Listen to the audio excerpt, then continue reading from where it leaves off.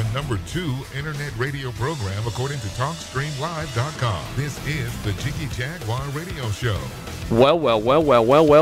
Yes, indeed, it is the world-famous Jiggy Jaguar radio broadcast. It is coast-to-coast, it is boulder-to-boulder, it is TuneIn, iTunes, Sun Radio loyalty, as they say.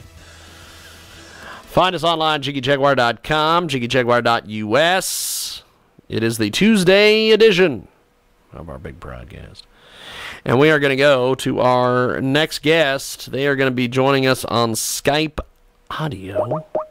The Skype Aruni here in a few moments. We're going to talk to Trent Cromarti. He is going to join us here in a few seconds. Hopefully he joins us. There he is, I believe. Hello. Trent Cromarti, how are you, my friend?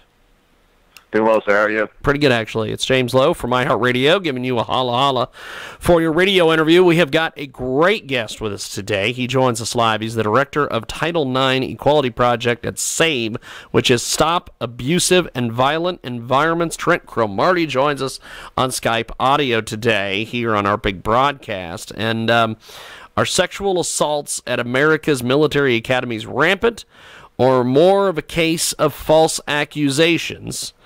Is this like a war on men in the military? Well, today we have got Trent Cromarti joining us on Skype audio. Tell us a little bit about this. You've got some interesting stats. Give us some details here, my friend.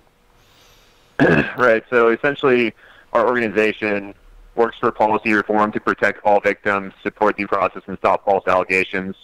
Primarily, right now, we're focusing on Title IX legislative reform.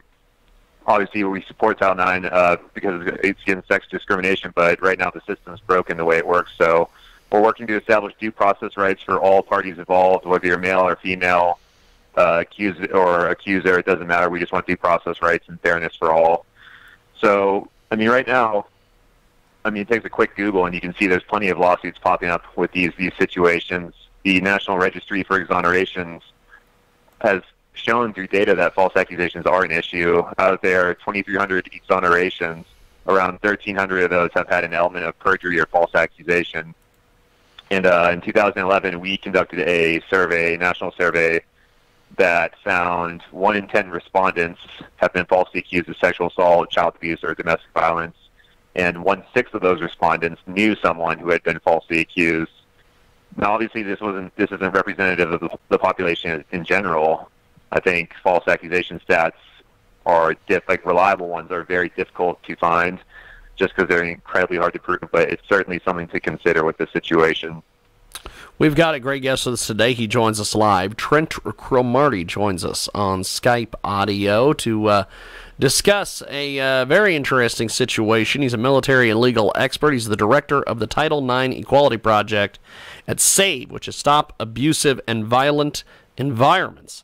And he has got a lot of experience on the ground and in this whole thing. Now, tell us a little bit about your experience. July 2011, you were field training near West Point, New York. The class had just returned from a multi-day field training exercise, so you were all sleep-deprived, dehydrated, hungry.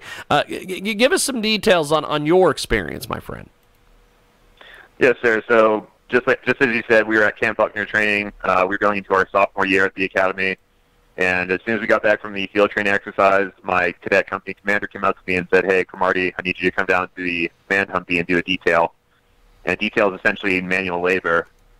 So I got changed, went down to the command Humvee, and my company commander said, "Hey, we're actually going to the military police station." I asked him why. He didn't know why. So we went there. I was stripped. I was placed in an interrogation room. And after around 15 minutes, an agent came in and informed me that I was being accused of sexual assault by a classmate of mine.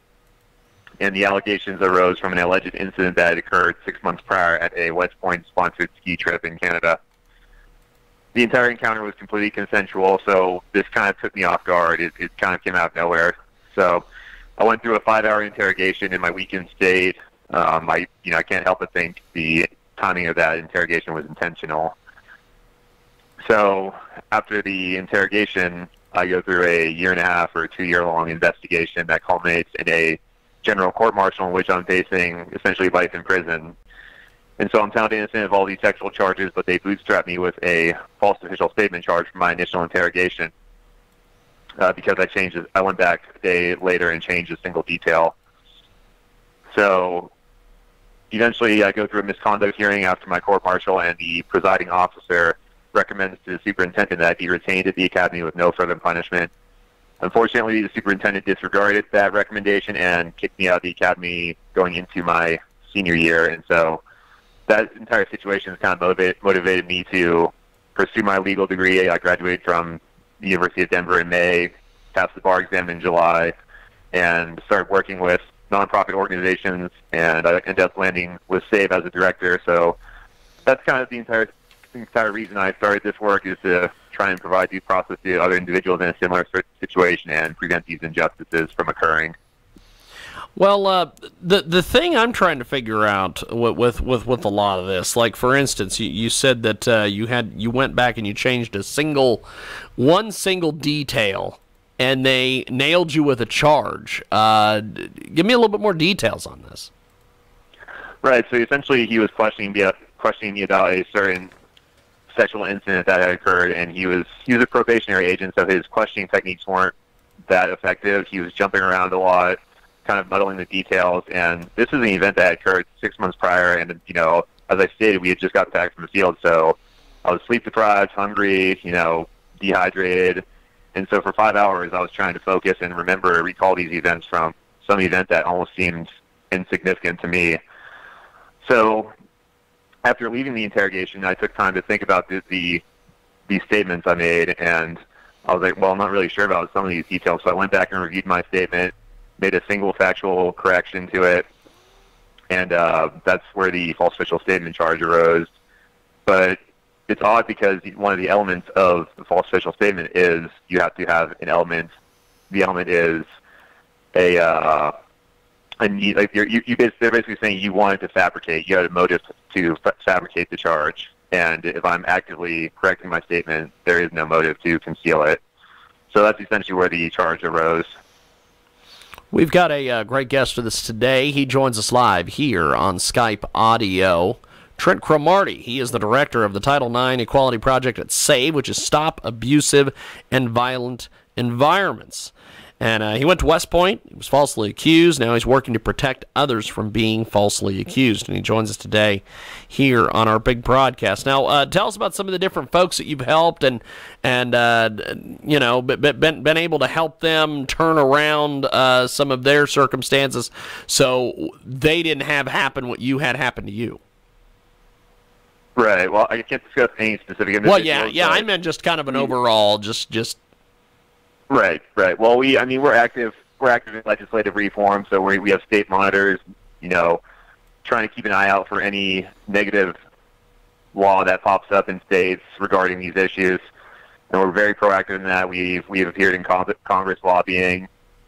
Anytime we have individuals contact an organization, we address their issues and try and help them as best we can, whether that's filing, OCR complaints or discussing their rights with regards to their Title IX procedural issues, things of that nature. Essentially, if someone contacts us or we hear about a case, we'd like to get involved and try and advocate for that individual. That's awesome.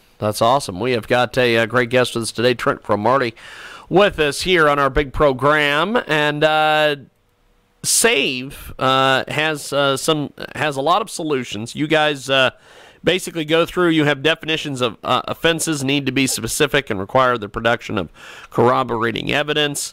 Complainants should not be referred to as victims until an accused is adjudicated as committing an offense. Give us a little bit of details on some of your what you guys do with your solutions and everything. Right. Well, we identified 7 major areas of concern. One of those, as you stated, was that definitions have become way too broad.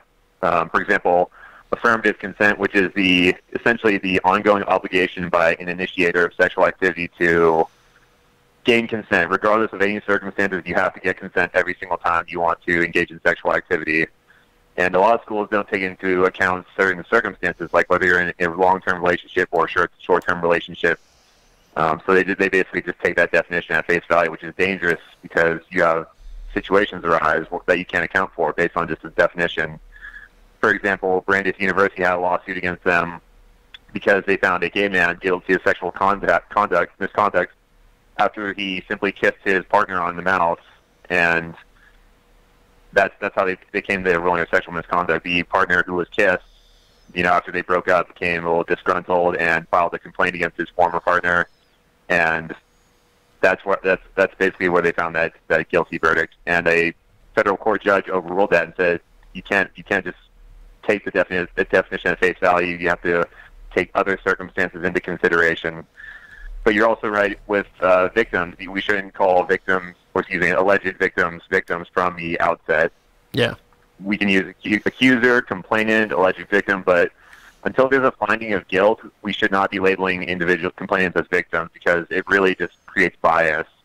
I mean, if you think logically, if you're labeling someone as a victim, there needs to be an offender, and that's the respondent.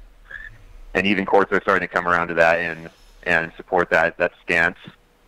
In terms of fair and impartial investigations, we need to eliminate the start by believing in trauma-informed approach to investigations.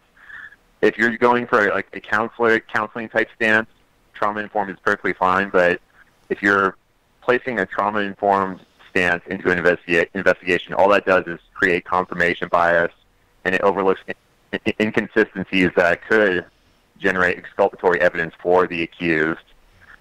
I think we should also disincentivize complaints. A lot of times schools have things like special academic privileges, amnesty provisions that are provided to the complainants, and so there is an incentive to file complaints with your school. You get special benefits. Another huge area of concern is the standard of proof. A lot of schools use preponderance of evidence, which is the lowest standard you have. It's 50.01% chance, I believe, something like that. And for the severity of these allegations, you really need a higher standard of proof, like clear and convincing evidence.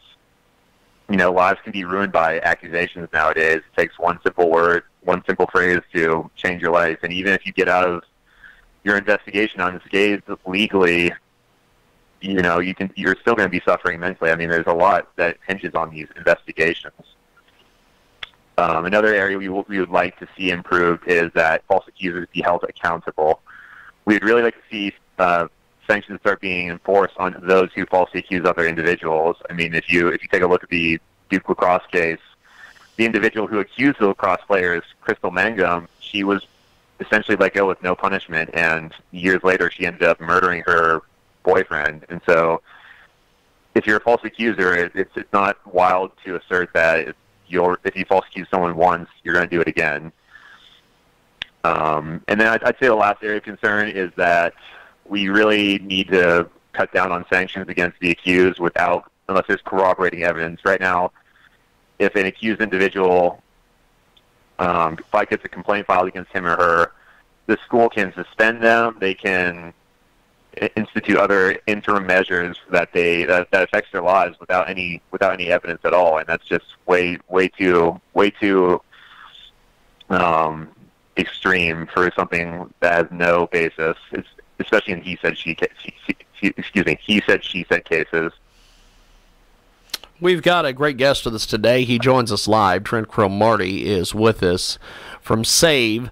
And 10% of people have been falsely accused, according to recent studies.